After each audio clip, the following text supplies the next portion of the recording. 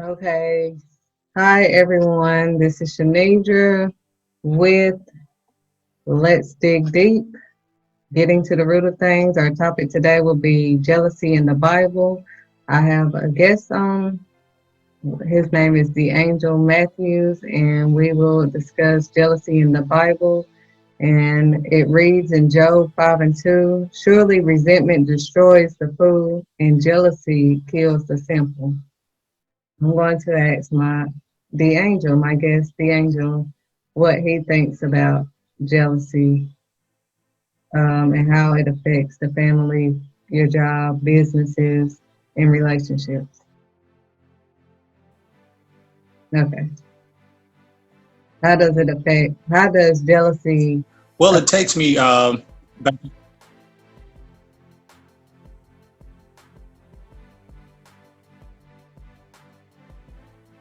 it takes me back to the Bible, thinking about King David, and our greatest hero in the Bible.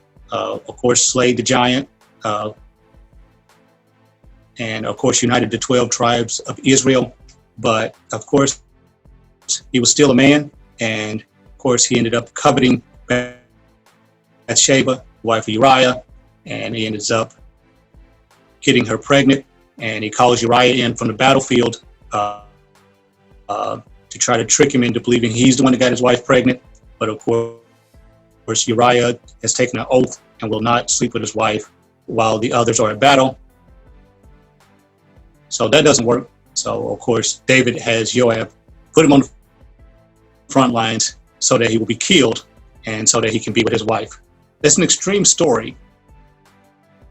But I think what's important about that story is that this is one of the greatest heroes of the Bible, and he was even a flawed person who gave in to coveting and jealousy of what someone else has. And so if someone larger than life like that is susceptible, we all are, and have to be aware of it in every facet of our life.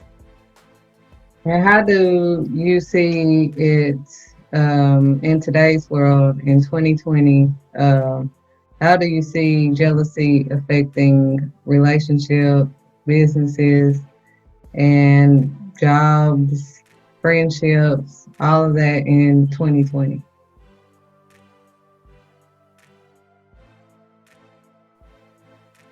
Well, in 2020, you know, having these stories that would be like, well, that was back in biblical times, but the Bible ends in the future, so we're still in biblical times. And I think what's important to realize is that it only repeats itself. And you take a technology like social media, and it's only reinforced those same issues. People on Facebook and everything else have found that they are coveting each other's loved ones and spouses because you can see them all day long now. You can watch them, and you're basically stuck cyber stalking or living out fantastical lives vicariously through other people, envying what they have, the life they have, the things they have. And so we're still experiencing a lot of that modern day. It affects businesses because a lot of times, in my experience, I'll have what I believe to be a great idea, and I'm looking to actually share and enhance others with it, but they don't want to participate for fear of the success being seen as my success. And that's kind of a strange thing, but I think it's a thing that affects our community, especially where we just don't often enough get together in clusters and use the might of unity to get things done. I agree. That has happened to me as well. And it's sad that it is still going on in 2020 that we cannot come together. And because one is jealous or one thinks, oh, if she gets it, then it's just going to show her name or whatever. And it's like, it's not really that.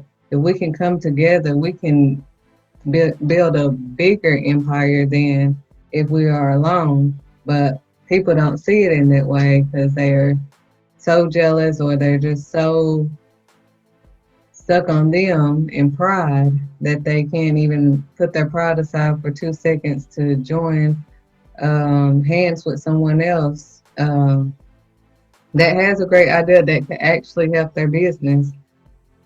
They just can't wrap their mind around that and they get stuck and they wonder why they stay stuck in that one spot. And part of it is because they are refusing to grow.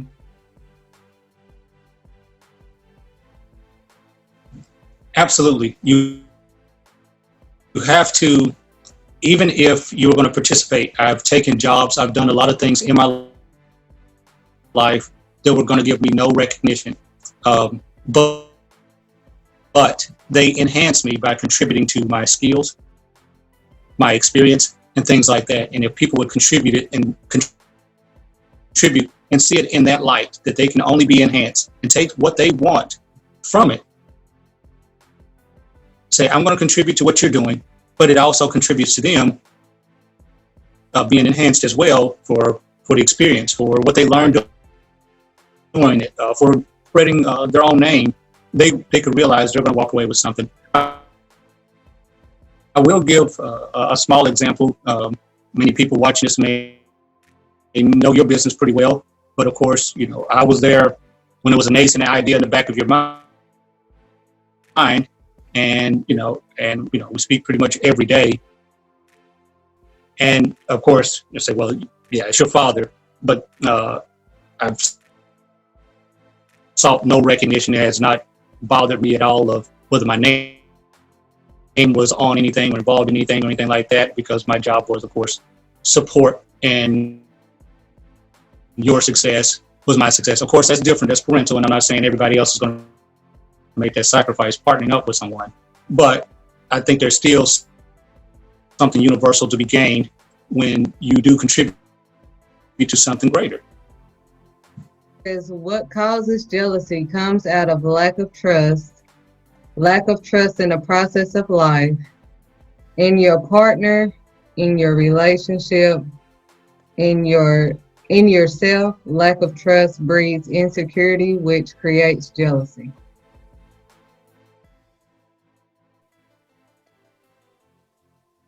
These are the causes of jealousy.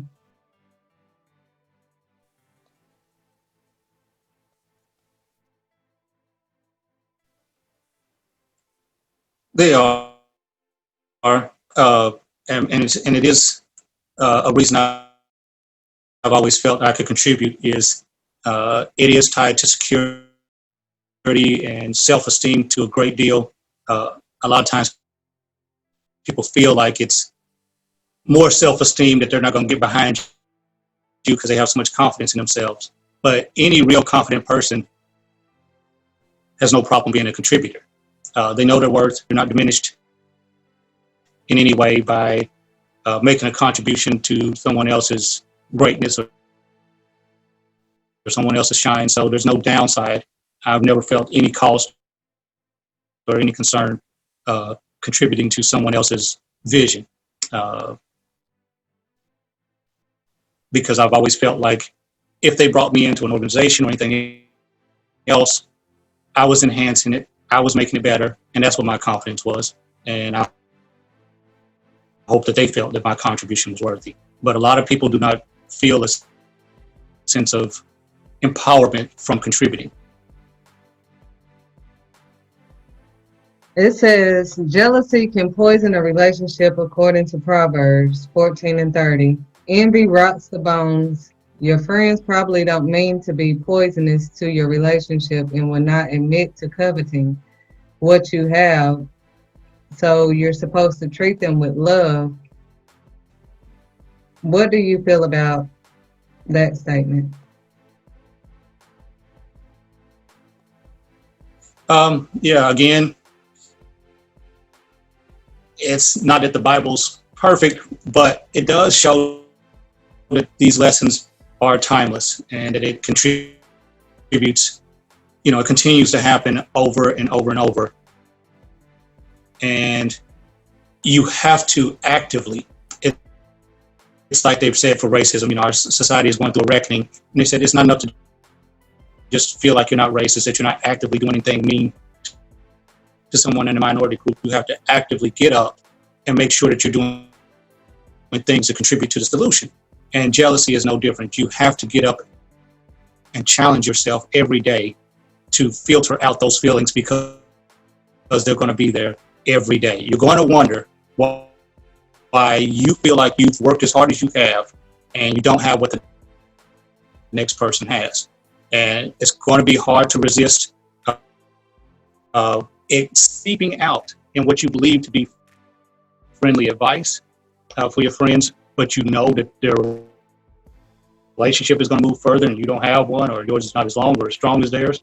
It's going to seep out in the advice you give for their success, because they're going to seemingly, you're giving them the power they need to get ahead of you or stay ahead of you.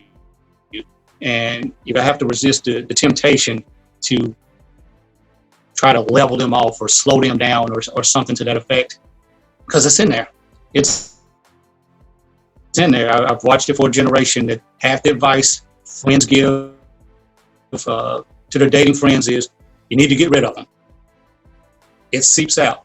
And they don't necessarily need to get rid of the person. You don't know that they need to get rid of the person. You don't know what's going on behind closed doors.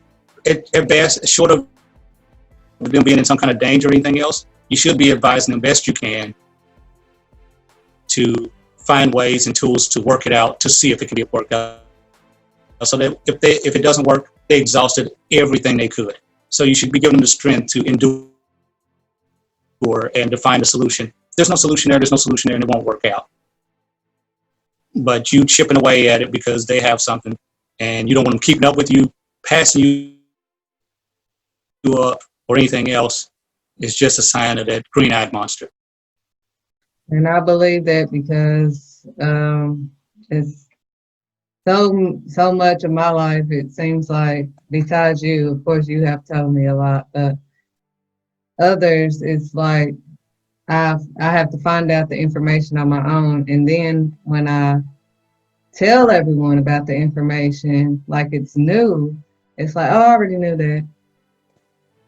And it's like, well, you could have easily, shared that information with me, so I could have been a lot further than I am now. But I'm thankful for my journey, because as it said, it is a process and you have to trust the process. But I understand what you are saying as far as people not really wanting to give you the right advice because they don't want you to go ahead of them, or they don't want your relationship to succeed, or whatever. And they don't realize that there is a part of jealousy or coveting, even though I have maybe not where they are, but they don't want me to go any further than where I'm at. They are happy with where I'm at right now, and they do not want me to go ahead or beyond. So they refuse to either give me information or give me wrong information to keep me stuck.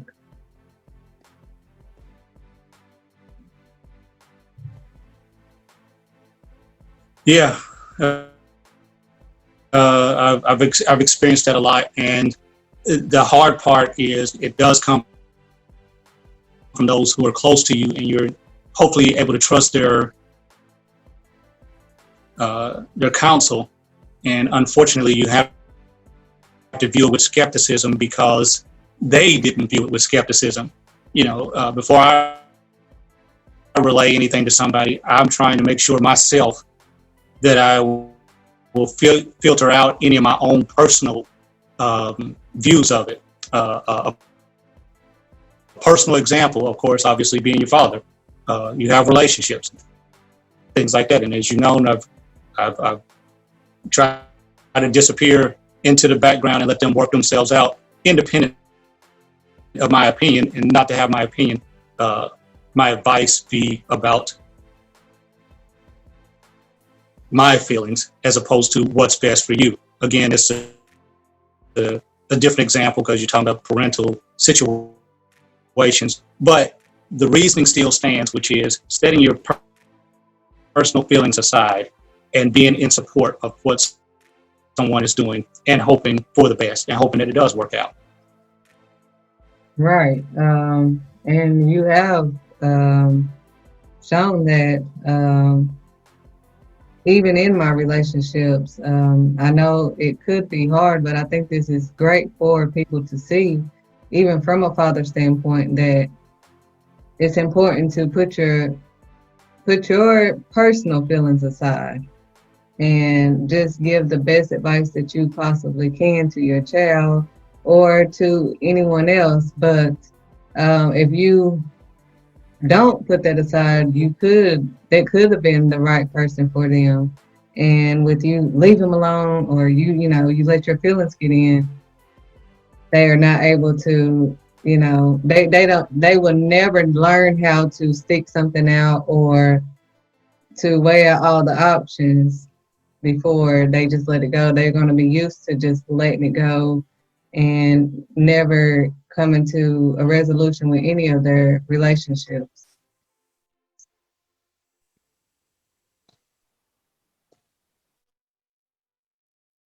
Yeah, and it's hard because so much of life uh, is relying on yourself, and it's almost difficult to set goals that don't require you to covet what others have.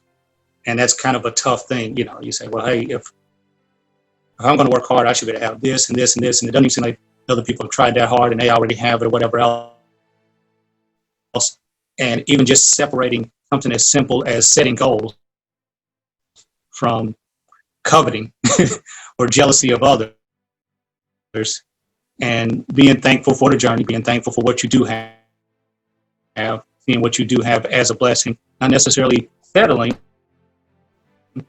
but having a degree of satisfaction that you're exactly where you're supposed to be. And if you never get the same recognition, if you never have the same amount of money, if you never are on the receiving end of the same amount of success, you're where you're supposed to be if you've done your best. What advice could you give someone that may be struggling with jealousy, and how should they go about conquering this? A solution for people that may be struggling with jealousy.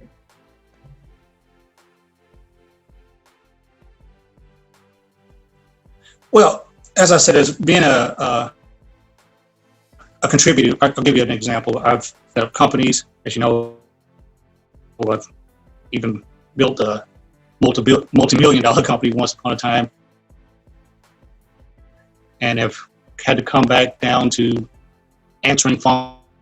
Life comes with highs and lows and things like that. But no matter what I was doing, whether I was ahead of something or sweeping the floor somewhere, they still got me. They still got my personality. They still got who I was. And knowing who you are allows you to go be a contributor. And as long as you know that you're contributing, you don't have any sense of inadequacy or insecurity or anything else. So many people, I've worked beside people, and we've had some low-wage job somewhere, and they want me to know how many degrees they have, and that they don't need this, and they've done other things. And I've had way more money than they've ever dreamed of. I don't even bring it up because it doesn't matter. This is where we are. We're here to mop these floors. We're here to this, that, and other. Because me mopping the floors, you're going to de-angel mopping. Me sweeping the floors, you get a de-angel sweeping. I am who I am. And every bit of experience and confidence I've gained in these pretty much 50 years in this world don't go anywhere because somebody is over me, somebody's doing better than me, somebody has more than me, because I don't feel like things are out of my reach. I feel like all I have to do is put my head down and I can accomplish something. It might not be exactly what that person has, but I can set my own goals and I'm worthy of accomplishing the task and the goals I set in front of myself. So there's no reason for me to be diminished no matter what I'm doing. I don't care how, as you know, I came back to this country 8 years ago.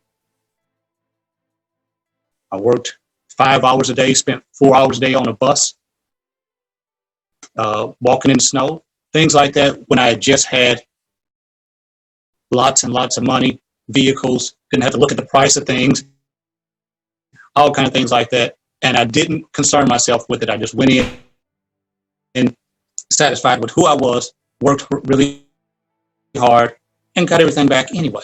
So as long as you're not so busy sizing yourself up of how much you're losing from someone else gaining, you're wasting time and spinning your own wheels from the gaining that you can be doing, from learning from the experience, from building yourself up, from setting your own goals.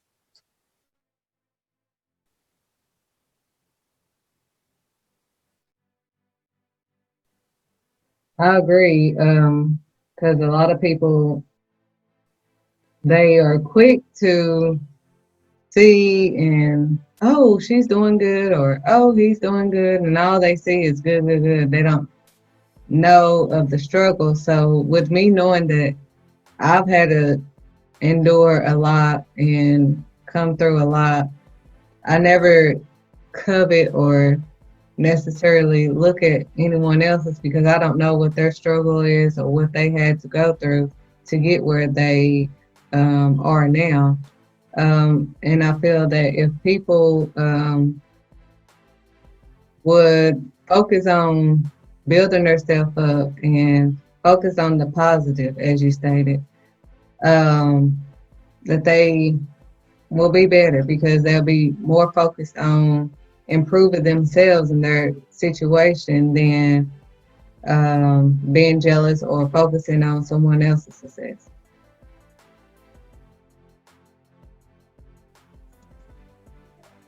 Absolutely. And, just on a personal note where people feel like, well, I didn't have the breaks they had, or, they were always able to do this or that. I remember, as you do when you were getting ready to build your business and you had your kids or whatever else, and nothing much was going your way. And I was like, well, that's a perfect time. There's no downside right now. I mean, you're at the complete bottom of everything that you could be at, and every wave is going to hit you hard or whatever else. So go ahead and start now. There's nothing to lose when you're at the bottom, and a lot of people just feel jealous that, hey, well, they had this opportunity, they had that opportunity, but like when you started out with absolutely no opportunity. You started out with the worst of all situations to deal with, even being punished, because if you were going to start a business, then it could affect your house, and it could affect the income that you were getting. It could affect everything, childcare, every opportunity you had to start, if you dare to do it. And, like I told you, perfect. And that was coming from me because, of course, you came along when I was in the 11th grade, and that didn't stop me from starting a business in the 12th grade. So I feel at a certain point you cobble together what you have together, and sometimes the only thing that you have is your confidence and your dream, and there's no requirement for jealousy or anything else in that. If you have your confidence and your dream, put your head down and get to work. I agree. Lastly, I would like for you to tell them the project that you are working on. Well, your new business and your YouTube channel.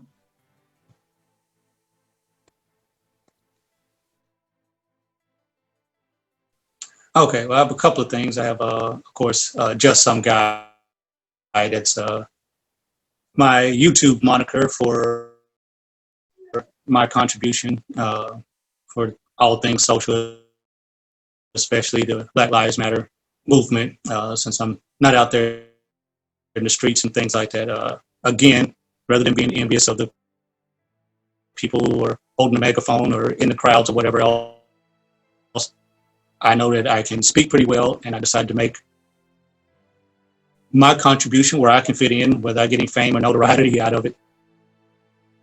No need to be jealous to stay with the theme on this. Just find somewhere to get in where you can fit in and contribute, and that's what I've elected to do on that. My primary business that I've started now is, of course, Vehicle Deal Planner, which helps go through sorting out the knowledge and information on which vehicle you should buy. It sounds simple enough, but there's so many models and trims and makes out there that it's hard to know if you're getting a good deal. And I have a service to kind of take out all of the headache and hard work of choosing a vehicle. And how will they be able to access this information if they are wanting to know more about vehicle deal planning?